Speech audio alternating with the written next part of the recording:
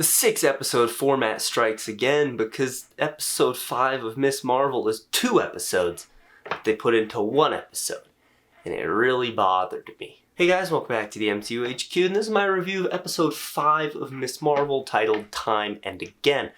I am going to be diving straight into spoilers for this one, skipping the non-spoiler review. I'm going to see how it goes for these last couple episodes. So, if you have not yet seen episode 5 of Miss Marvel, go watch episode 5 of Miss Marvel, come back and watch this video. If you have seen episode 5 of Miss Marvel, or you just don't care about spoilers, welcome. Look, I have liked a lot about this show. Up until last episode, it was my second favorite Marvel show, and it was in the running to beat Moon Knight. Yes, I loved Moon Knight. Moon Knight's a great show, alright? But, oh my god, did this episode lose me. Some of the stuff they do in this episode, some of the creative decisions they make were unbelievably bad. And I'm surprised that professionals were like, yeah, that's good. Okay, so this episode is 43 minutes long. If we cut out the credits and we cut out the previously, we cut out the title card, we're looking at about 34 minutes of content. And those 34 minutes are cut perfectly in half. And the first 17 of those are basically a bottle episode of Kamala's great-grandmother during partition.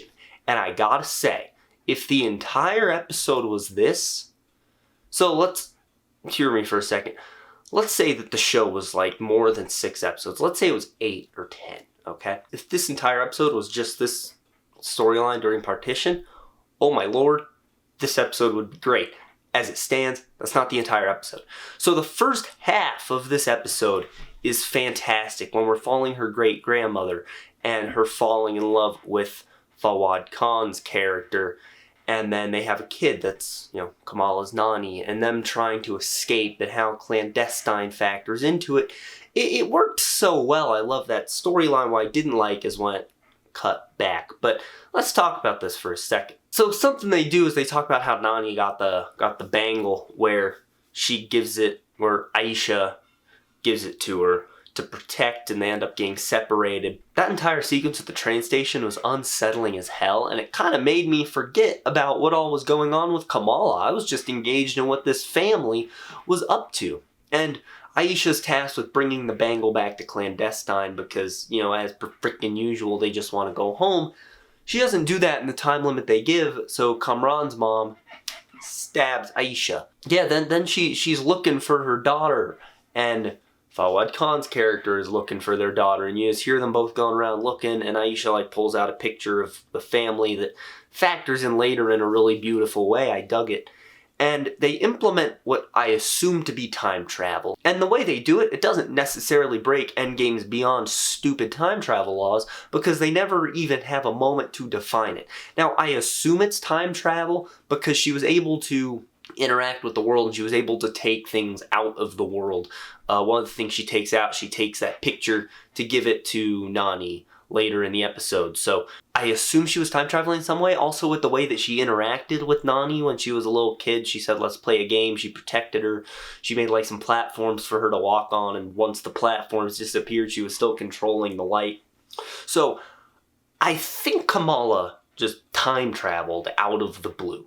So let's talk about clandestine because they play a big part in the origin of Kamala's family. Clandestine is, without a shadow of a doubt, among the worst MCU villains. They are so stupid to the point that I don't even know the main chick's name. So Clandestine keeps talking about how they're family, and Aisha is family.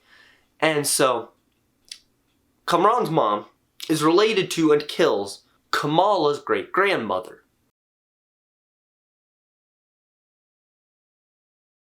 I am not comfy, and it gets so much better. And by better, I mean worse. So, once they snap out of it, and they pop back into the real world, the episode kind of goes to shit, I feel. Granted, I do think it has a strong ending. Doesn't feel like an earned ending, but the ending is at least well written that I can look past it. What I do not like is pretty much the 10 minutes before that ending. So they come back to the world, and there's this veil, which I'm assuming is just supposed to be a rift between the real world and then the clandestine dimension. And they're like, hey, let's go through it. So one of the clandestine people walks up to it, turns to stone, and then crumbles to the ground. I was pumped, by the way, because it looked like Terrigenesis from a distance. I thought they had went through Terrigenesis. I was like, yeah, Inhumans. But then later, I'm assuming it's not, because Kamran's mom goes up to it, and it looks and acts completely different than Terrigenesis, but she goes up to it, and she's like, let's go home. And Kamal's like, you have to go get Kamran. And Kamran's mom's like, no, I left him behind. And Kamal's like, then go get him. And she's like, fair point. And then she turns to stone, crumbles, and then her life force, or what I assume is her life force, I don't know, maybe her spirit, something, I was confused. It flies into Kamran, who's still under the damage control prison or wherever he is. I don't know where he is. And he gets like his bioluminescent powers too that he has from the comics. I'm pretty sure they actually kept his power set. I'm not sure. But he gets powers, and then yeah. And I watched that exchange with Kamala, and I was like, what is this writing? I'm like, this is dreadful. It's literally just Kamala being like, don't be bad anymore. And Kamran's mom was like, damn, why didn't I think of that? You're so smart, Kamala. And then that happens. And I just sat there scratching my head onto how they thought that was good. Because it really wasn't. And then Kamala, it like explodes or something, and she and Kareem, I believe is his name, the Red Dagger person, she like shields him. And then Kamala's mom and Nani walk in, and her mom's like, yo, what? And Kamal's like, oh, hi, Mom. And her mom's like, oh, so you're that, like, glowy superhero. And they move past it so fast. They wrap up this whole arc with Kamal and her mom in about 2 seconds, when her mom is just like, hey, you're a superhero.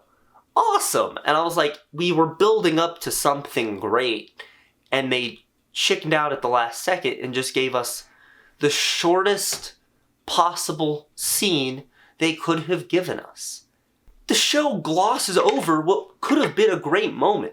Kamala's mom is super overprotective. She should not come to terms with her daughter being a superhero who's risking her life this easily, but she just does. All the amazing setup for this didn't really pay off in the long run, and this felt super out of character for Kamala's mom.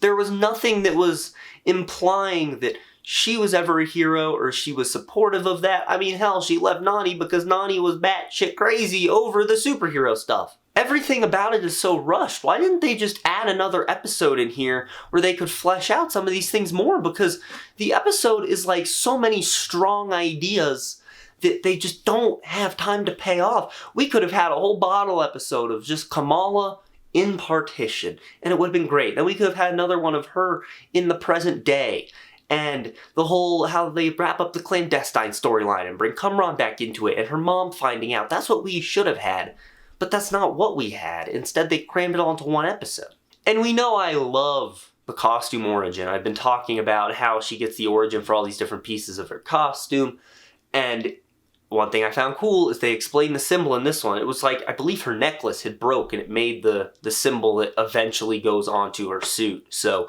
that has meaning also. I dig that. And then at the end, the way it ends, they wrap up Kamala's storyline, basically. And so how it ends is Kamran goes to Bruno, and he's like, hey Brian, I need help. And he ends up learning Bruno's real name. He's been calling him the wrong thing this entire time. And he's like, man, I need like a place to stay till my mom gets me, yada yada. Damage control pulls up. He hits the drone with his power. Drone goes down, blows up the circle Q, and that's where the episode ends. So they hit us with a little cliffhanger going into the final episode, but I have several questions.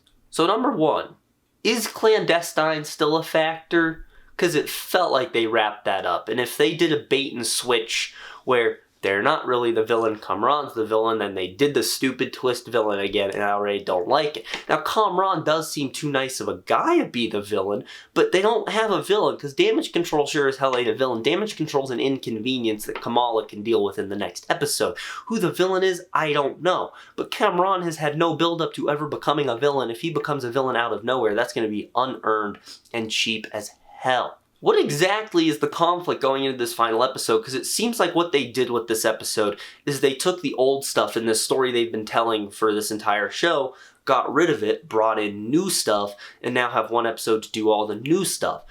And that reminds me of Game of Thrones Season 8. I just thought this episode was really sloppy. I wasn't impressed. When it's good, it reaches the greats that the rest of this show has had. The partition stuff.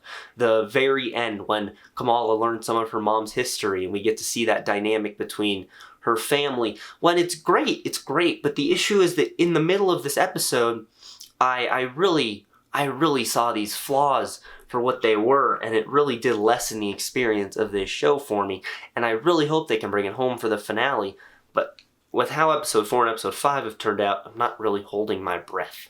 It would be great if the last episode of this show, because I believe this is only 6, could live up to the first 3 and what made that great and why I loved it so much, but I'm starting to think that may not be the case. Well, guys, what did you think of Ms. Marvel Episode 5? Let me know down in the comments below. Also, leave a like on this video, subscribe, click on the bell icon to receive all notifications from the MCU HQ. That's going to be it. Have a great day, guys.